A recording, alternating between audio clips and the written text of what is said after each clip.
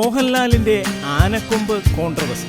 മോഹൻലാലിന്റെ വീട്ടിൽ ആനക്കൊമ്പ് സൂക്ഷിച്ചിരിക്കുന്നു എന്ന് പറഞ്ഞ് വളരെ നാളായി നീളുന്ന കേസ് ഏറെ വിവാദം സൃഷ്ടിച്ചിരിക്കുന്നു.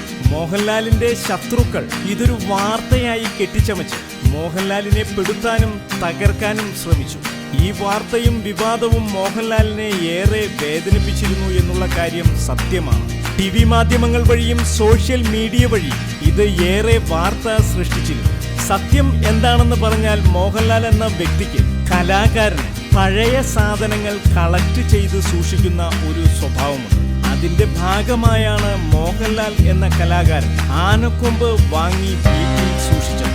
ഇതിന് മോഹൻലാൽ തന്നെ കുറിച്ച് പറയുന്നത് താനൊരു കസ്റ്റോഡിയൻ ആണെന്നാണ്.